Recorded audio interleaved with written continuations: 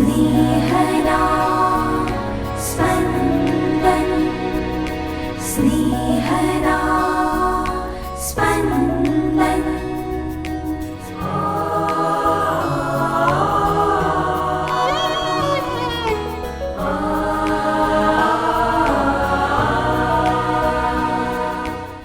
સામાન્ય કાળના 8મા અઠવાડિયાનો બુધવાર.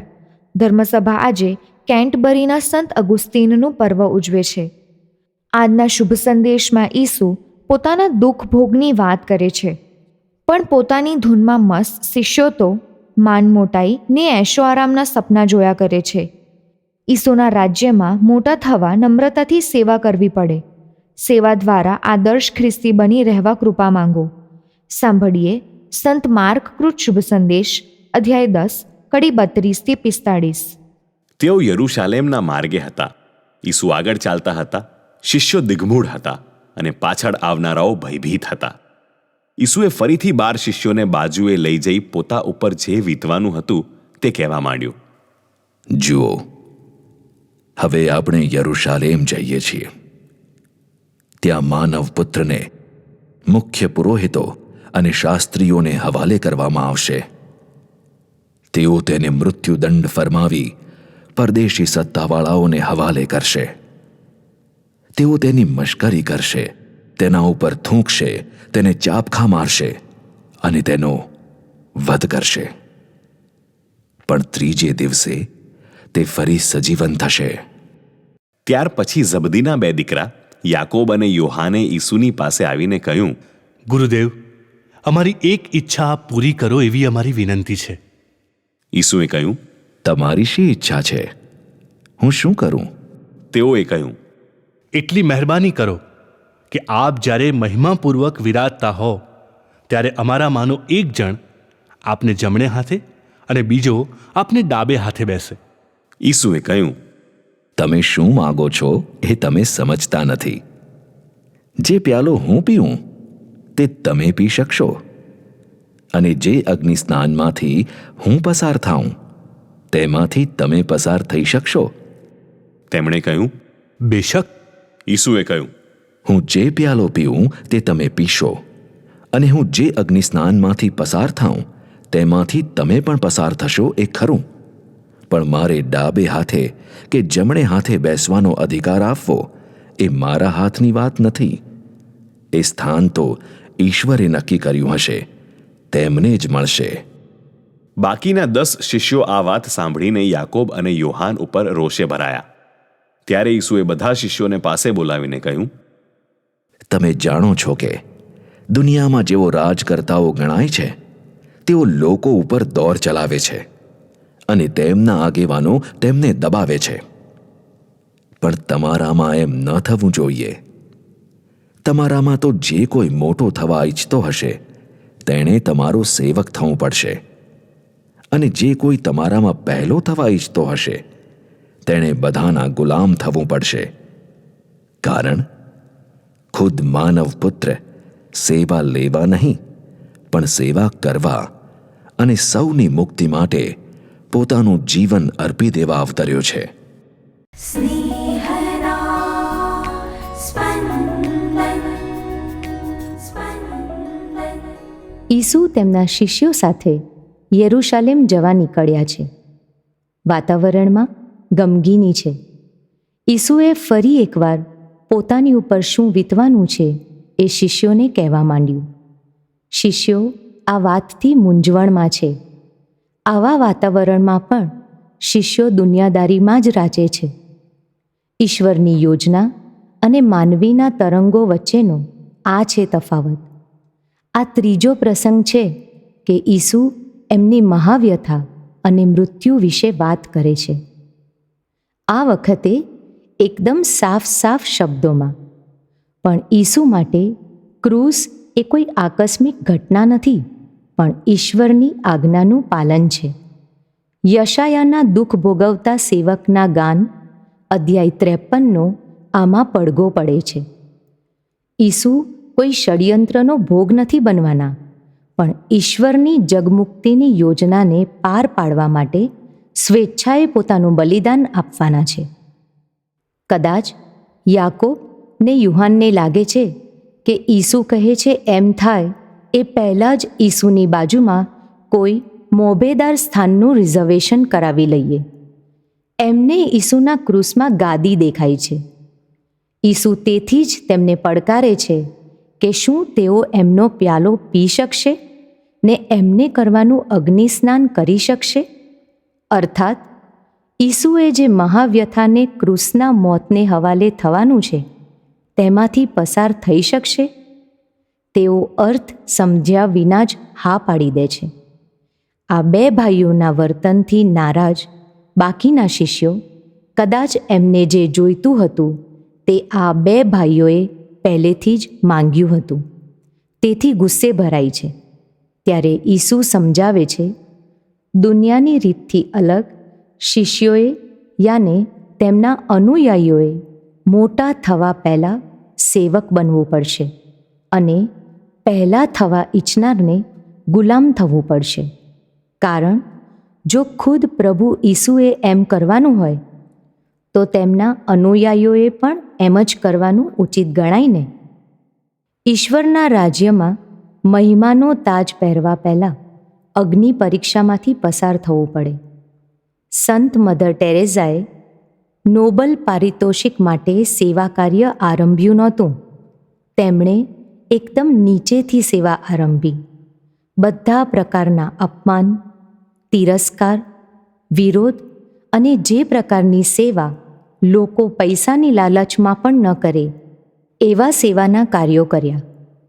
નોબલ પારિતોષિકનું ન તો એમનું લક્ષ્ય હતું ના તેમની માટે એનું કોઈ મહત્ત્વ હતું. એમણે તો ઈસુ ઉપરના એમના પ્રેમની નિશાની તરીકે પોતાની જાતને આ સેવામાં સમર્પિત કરી દીધી હતી. આવું જ છે આપણા સમગ્ર સંન્યસ્ત વર્ગનું, જે પોતપોતાની રીતે જુદા જુદા ક્ષેત્રમાં જુદા જુદા પ્રકારની સમાજ કલ્યાણની સેવાઓ બિલકુલ નિસ્વાર્થ રીતે આપે છે. કોઈ માન, સત્કાર કે પુરસ્કારની લાલસા વગર, કોઈ પદ કે પ્રતિષ્ઠાના મોહમાં પડ્યા વિના. એક શાળામાં એક ફાધર પ્રિન્સિપાલ હતા. ત્યાં જ બીજે વર્ષે ઓફિસમાં ફી ઉઘરાવવાનું કામ કરતા હતા. કોઈએ પૂછ્યું, આવું કેમ? ફાધરનો નમ્ર જવાબ હતો, બધું કામ ભગવાનનું કામ છે. ઈસુને તમારા જીવનમાં ઉમેરો એટલે ડરની બાદબાકી થઈ જશે. પછી સત્કૃત્યોનો ગુણાકાર કરો અને ઈસુ તરફથી મળેલા કૃપાદાનો અન્યોમાં વહેંચો. આમ કરો તો જીવનમાં આપોઆપ ઈશ્વર એનો પુરસ્કાર માંગ્યા વિના આપશે.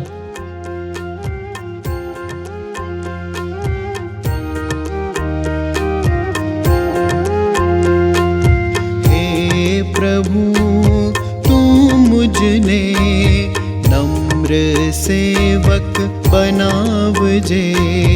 हे प्रभु तू मुझने नम्र सेवक बनावजे. निर्बल ने हूँ सबल बनाऊं.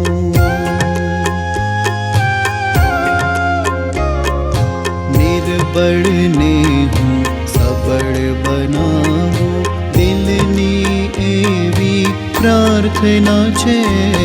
हे प्रभु तू मुझने नम्र सेवक बनावजे.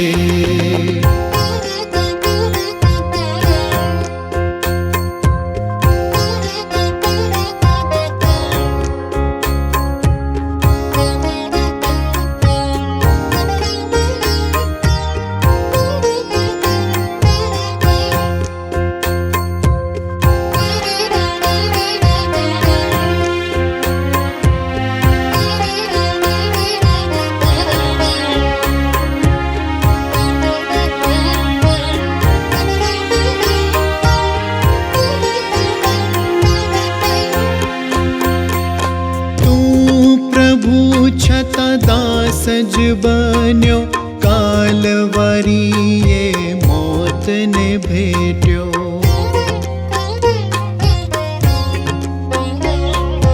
तू प्रभु छता दास સજ બન્યો, કાલવરીએ મોતને ભેટ્યો. તારું સ્વરૂપ આ મુજમાં પ્રભુજી, તારું સ્વરૂપ આ મુજમાં પ્રભુજી. તારી કૃપાથી સોહાવજે, જન સેવામાં જીવતર મારું.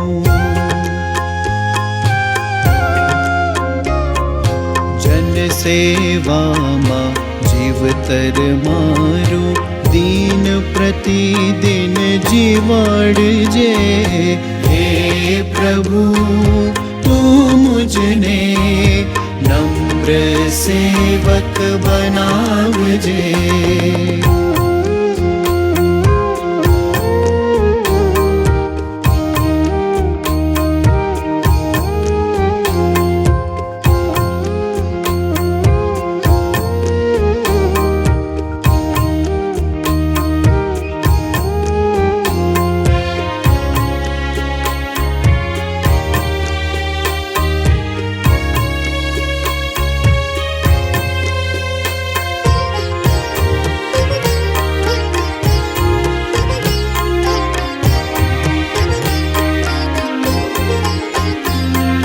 સેવા કરું ત્યારે બદલાની આશા, કદી નવ રાખું મારા મનમાં. સેવા કરું ત્યારે બદલાની આશા, કદી નવ રાખું મારા મનમાં. સેવા પ્રેમ છે, પ્રેમ જ સેવા. સેવા પ્રેમ છે, પ્રેમ જ સેવા. ભાવના એવી હો દિલમાં, પ્રાણ ન્યોછાવર કરવું પડે તો.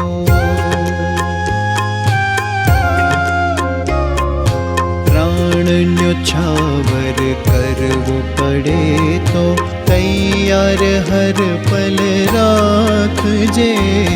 હે પ્રભુ તું મુજને નમ્ર સેવક બનાવજે.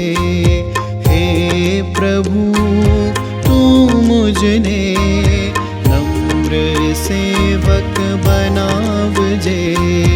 નિર્બળને હું સબળ બનાવું,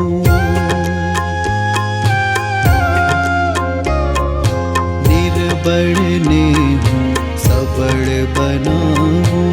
દિલની એવી પ્રાર્થના છે, હે પ્રભુ તું મુજને નમ્ર સેવક બનાવજે. હે પ્રભુ